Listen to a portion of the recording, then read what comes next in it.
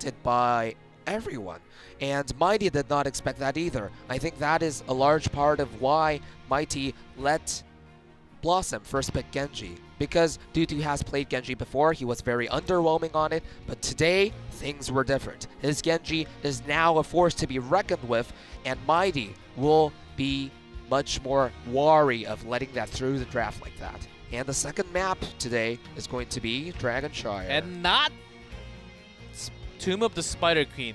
That's a big surprise for me, actually, because they would always go for the Tomb of the Spider Queen. But this shows changes, and I think, as you mentioned, it has to do with having a team house practicing so hard to climb up there. Let's see what kind of macro plays. I think Modern Life's Dehaka was very, very solid in game number 1. Let's go into draft in game number 2 in Dragonshire. Ooh. This is every time we see BlossoM, they bring new changes. They don't really stay with one thing. Has been something that we can't talk enough about. Every week, slight improvements.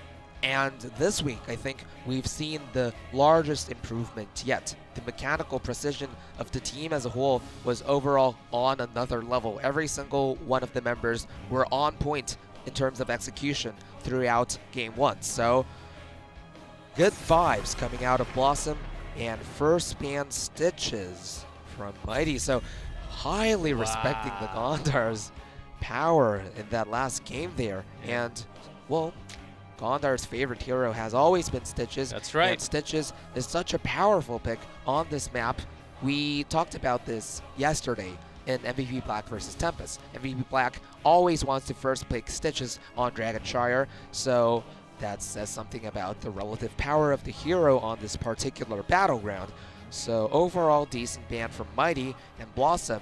Now they're thinking about whether to give away Genji or not, I think. Because if they give away Genji, they can take both. They can take from the beginning Dehaka and possibly Ariel or even Uther if they want to. Is it worth it? I think that's the question they have in their minds right now. Tutu's brain will be going through all of the possibilities. I think just banning one of the support seems to be the perfect choice. And give Genji, bring in Dehaka as... Sometimes you have your days. And whoa, they actually do not take Genji. Mighty has a high preference for Ariel, usually. And that has to have been accentuated over the last few weeks because Ariel has been ascending in this patch so highly. So I can see why Mighty has gone for the Ariel, and BlossoM expectedly picks up the Genji and Illidan. Here comes not the Shimada brothers, but the double dive is here. Illidan and the Genji. Modern Life, look at his face, full of confidence. He knows that he landed so many good drags in game 1. He knows that his mechanical performance, his form is on point today, and maybe he's feeling confident enough to finally bust out the Illidan that he has skirted away from for so many games on end. Ooh. They were willing to give this up, so they have to have something in plan. Then they bring in double support with Marthael.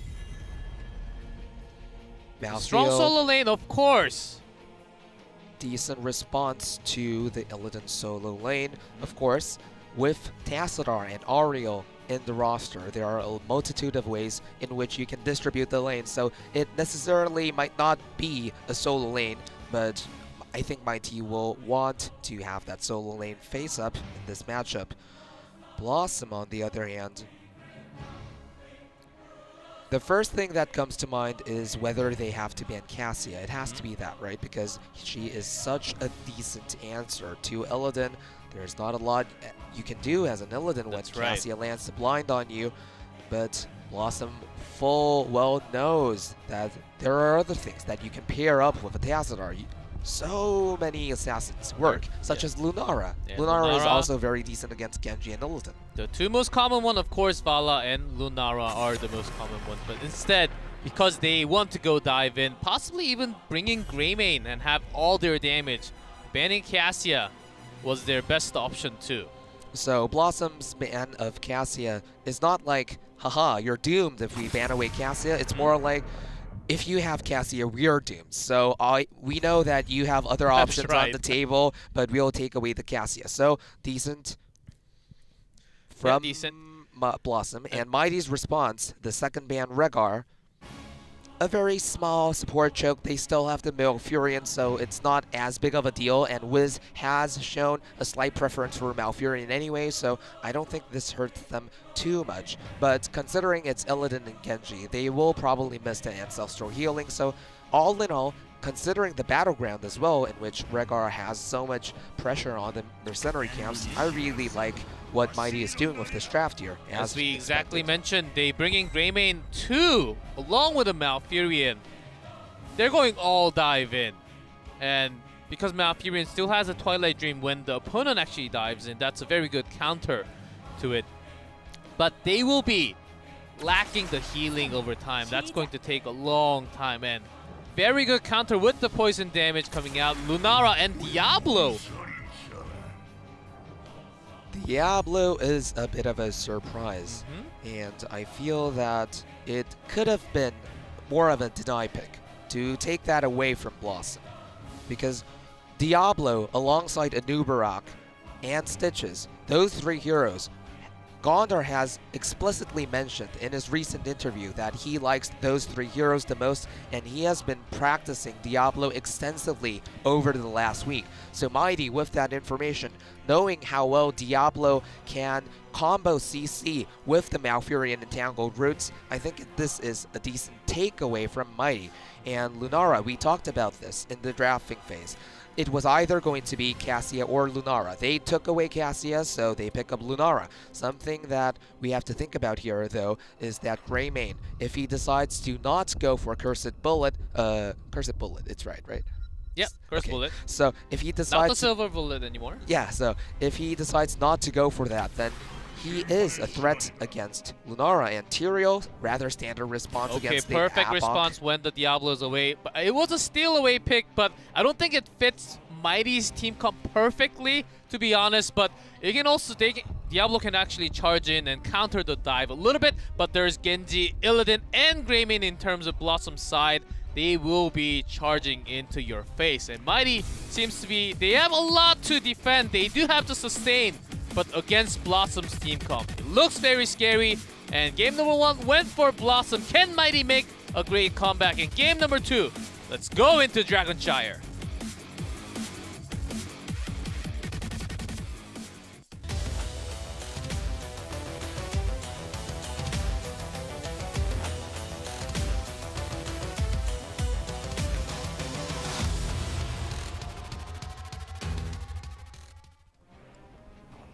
In blue, Mighty. Joker on Diablo, BDG on Lunara, Good on Marthael, Nasang on Ariel, and Magi on Tastar. And in red, we see Team BlossoM with Wiz on Malfurion, Gondor on Tyrael, Mora on Illidan, Dudu on Genji again, and No Chat on Greymane. Something that we didn't get the chance to talk about in the draft is also that Tyrael is a very, very good answer to Malthael in general. His AoE shielding against the AoE damage, his Sanctification answer against his Heroic as well. So I have to say I like BlossoM's draft much more than I like Mighty's. And I like these draft because finally we have all the Angels together. Not in one team though, still.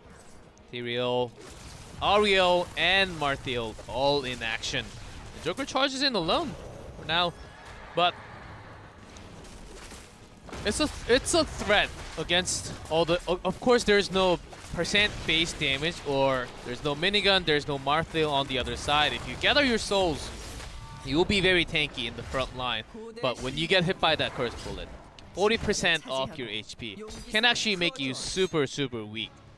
Should also be mentioned that Magi went for Psionic Storm quest talent at level 1, so it seems very likely that his level 1 talent choice in the last game was indeed a misclick. We will have to ask the player himself about that once the match finishes, but... maybe we will never get to know! I think BlossoM has a very good momentum going into game number 2. Their draft looks solid, and they already seems to be having a pretty good solid top lane against Marthael. solo lane against Martel is way too strong, so you have to put in extra resources and just give up the bottom shrine, just like that, and just trade, delay the Dragon Knight as long as possible. Once you get 10, try to look for the full potential with the dive. I think that's exactly what BlossoM is trying to do. And these lane distributions, somewhat expectable from both sides. Mighty know that they have the stronger bottom side composition. It's very hard to fight against the double support composition in the bottom side, especially when it's something like Lunaro or Vala. So BlossoM, knowing that, decides to rotate Genji more heavily into the top side of the map. So both teams will be somewhat content with how things are opening right now, and it really is. But they're now moving on to the bottom side of the map. They're looking for a skirmish here. And focusing onto Nasang, but looks like it's not completely going to be easy to escape from that. Actually, pretty good focusing. It does take so much damage from BDG, and she actually gets the kill with Gondar's help onto the side. Gondar and pretty aggressive Tutu there. diving in with great coordination, great position. And again, we have to stress how much Tutu's Genji play has improved. Not a single skill shot went wrong in that last team fight. And no premature dashes either. Seems like Mighty is actually very pressured at the moment. Their teamwork does not look as good as last weekend, for sure. This has to hurt a lot, because if you're playing double support with ranged assassin and pressuring the bottom lane strongly like that, then your entire early game plan revolves around you keeping full control of the bottom lane. And although BlossoM were not able to take too much advantages aside from getting to roll their siege camps first, definitely puts a dent into Mighty's confidence going into the mid game. That's going to be a big question problem for Mighty for sure. And BlossoM right now with the lead, because there's lack of global now. Before 10, the hunt is still not available yet, and they're making a pretty big rotation, even looking for ganks as we saw in the bottom lane. But with Tyrael alone, I don't think he can win the lane against Martel for now. Okay, so the sequence of events after that one team fight near the bottom fort by BlossoM, they got to roll their siege camp first, and Mighty answered that very well. I don't think this engage is going to amount to much, so... Okay, so to continue my point, they got to roll the bottom siege camp first, so Mighty dealt with that well, but now they have to go to their siege camp to provide this kind of pressure that we're seeing right now. So while they're gone, Tyrael gets to hold top, while Illidan goes to the bruiser camp, while the rest of Team BlossoM gets to take the control of the bottom shrine momentarily. So it's snowballing into this continued map pressure that BlossoM is managing to have. And remember, whenever you have an Illidan, Hunt comes online at level 10, and that's such a huge boost. Gondar may fall right now, but I don't think that's too important.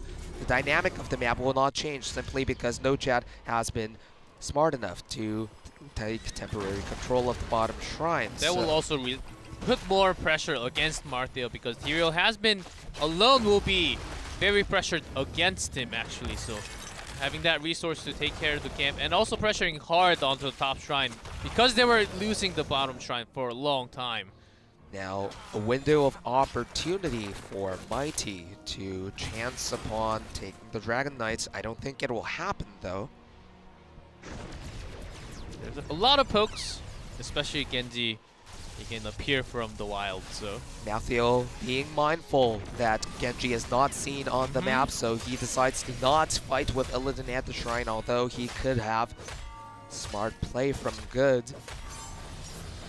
And as we said, Tyrael dying near the mid lane at that moment in time wasn't too much of a problem. But Mighty now finally going for a slightly risky play here, being proactive, deciding to take the 6 o'clock camp, and this is a right of theirs.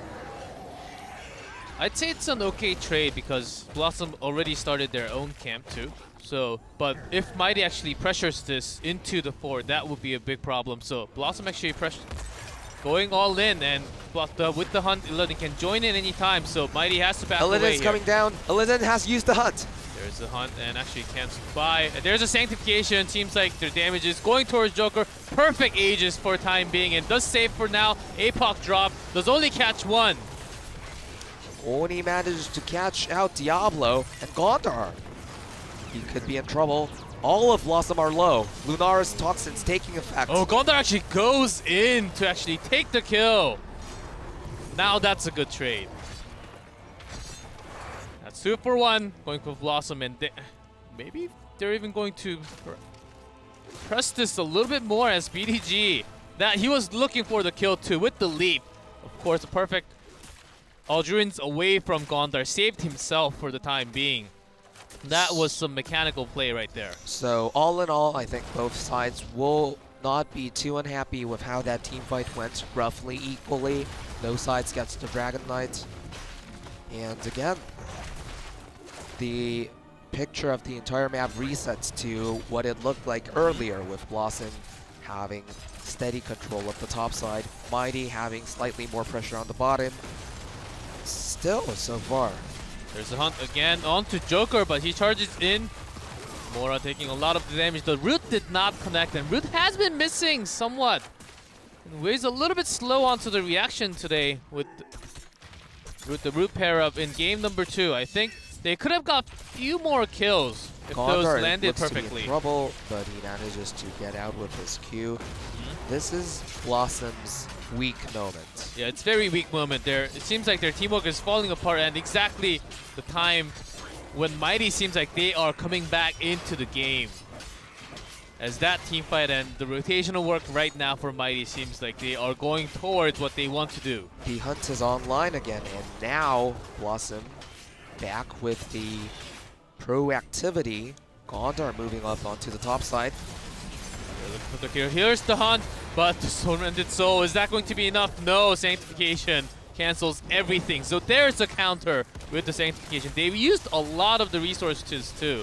A lot of resources went into securing that kill, but I think overall it was worth it. A lot of things that BlossoM can do around the map. Opportunities opened up really, but not if they get a pick. Not if they get another pick, but Dudus alone has to back away. The 2 are left. Illidan, meanwhile, has been pushing the top 4. So this is overall going towards BlossoM because they are already 13. They are pushing the 4th. Their response, their macro response to what happened after getting the kill onto Malthael has been a little bit disappointing. I was expecting that BlossoM would put more resources into putting on some more structural damage onto the top ward, but instead they decide to just pan out across the map again. So I'm not sure if I agree with the strategic decisions that they took after getting that pick. We still did not see a single Dragon Knight in this game, so there's a hunt onto Ariel, so focus is on him. He has to heal himself, but is that going to be enough? Even Aegis used on himself, but the root is perfectly placed right below his feet. That was really good hunt call coming out from Mora. And Dudu so far, 0 mistakes this game, wouldn't you say? Yep, there was a big one last game, but not yet. And if you can look for those kills and make it work every single time, there's a... Now he has to pop in some Tormented Soul, takes Sanctification to actually cancel, but Mora is away from the wall, and it seems like he is trapped this time, and there will be no escape, or is there? Okay, that was a close one. That was so greedy from BlossoM. And I think it really showcases no chat is going to fall. And possibly Wiz as well. And make that 3 here, and Joker, I believe he has everything perfectly in use. Will charge. Oh, very nice ice. Oh, wow. That was well used, and Wiz may save his life with that. Twilight and the root perfectly, but here comes the extra damage coming out from Tastar from the side, but here's the Dragon Blade. Dudu looking for some more kills, but not enough. And meanwhile, Mighty got the Dragon Knight. So a good series of mechanical plays coming out from Wiz, but that wasn't enough to save his life. And going back onto BlossoM's very greedy play near Mighty's mid fort. I think that happened primarily because BlossoM are still trying to figure out how to make the right rotations after they get a crucial pickoff. if they were confident in their ability to eke out good advantages after getting one pick, then they wouldn't have tunneled vision so hard on getting that very difficult kill onto Malthael and thus ruining their what advantages they had in the game. So definitely showcases an area of the game which BlossoM still have a lot of work to do. Yep, but after watching, we all knew that Diablo would come and charge in, hit on the wall for the stun. But that ice block was pretty awesome to see. And with this Dragon Knight, and this is the first one in 11 minutes, and got the 2 forts they wanted, and they got the EXP lead with those kills. And I think it's going towards Mighty for now, but BlossoM, if they can continuously get those picks with the hunt coming out, so now even Mighty, they're staying in together because they have been consistently got picked from BlossoM's team comp. So I'd say they're doing a fine job right now. Mighty is learning to play around the hunt a little bit more wiser. Yes. And BlossoM, I don't know. They seem to be too fixated on gaining advantages through getting picks with the hunt. But the problem is that the good teams, the teams that actually play the game very well, know that once you get one pick, that's enough of an advantage for you to move around the map and gain the safe benefits, reap the safe benefits of your one team fight, that pick. But instead, BlossoM don't really know how to do that, so they go continuously for picks, for the second pick, for the third pick. And this is going to backfire if they keep on going about the game in such a straightforward manner. Yep, because there's Malthael on the other side. When we have a full 5v5 team fight, which we did not really until now, if Malthael goes in and pop that Tormented Soul, and if the Sanctification cannot cancel all of that, Gondar, what are you doing? Misclick onto Q. That was way too great. That was a beautiful sank, as I would say. It looked pretty. It looked shiny. Yeah, so both teams decided to go for a fort exchange. At this point in the game, it won't mean too much for either team. Generally speaking, BlossoM is the one with the globals, so BlossoM has a slight bit more to benefit. But then again, both forts offer a significant amount of experience, and Mighty are closer to level 20, so they will be a slight bit happier about that as well. But still, a whole minute left on Sanctification. Yeah, that's going to be lacking, and I don't think they can go against Malthael. It will be very tough, and BDG leaves out, and the hunt was already used, and seems like there will be a kill. Does he have the shift strike? No, he does not, and it's okay. When Genji comes back, everything will be back up. Like Sanctification, the hunt will be back, and actually no Holy Ground coming out with no bosses, of course, on this map. But it's pretty good when they go for the fight onto the camps too. Blood for blood, okay option, but I'd say Holy Ground makes a lot of the changes in the team fight. I'm generally a proponent of Holy Ground myself, but in this case, I guess, since it's Malfurion, solo support, and usually Tyrael will not get the full healing benefits from that Malfurion. Malfurion has too many assassins to take care of, so I can see why Blood for Blood is a decent pickup in this case. But now, Mighty with the level 20 Dragon Knight, BlossoM still without a Genji. They can go for the core, and they're doing it. They are going in. There's a Twilight Archon. There's a hunt coming in that seems to be focusing on to Nasang, but Mora is so low and he's taking so much damage, gets taken out. When Genji comes with the Dragon Blade, Wiz actually goes to the other side. There's the APOC, misses entirely, but Tutu is continuing his slashing. Sanctification, not really the perfect one. This Dragon Knight is going for the core. Seems like the game is already over as the entire team of BlossoM is away, so far, miles away from the core. Good is doing another level of BM here. 6% left on the core, 3, and it will be 0.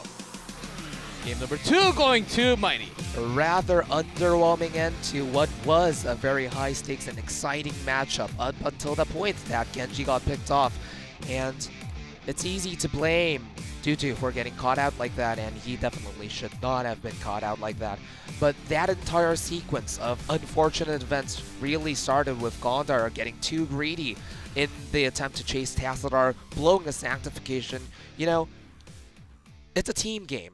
Everyone is talking in comms. So when that kind of huge mistake occurs, it dents the team's morale and throws everyone off guard. And of course, the best teams learn to not react to such huge mistakes. They understand that it can happen.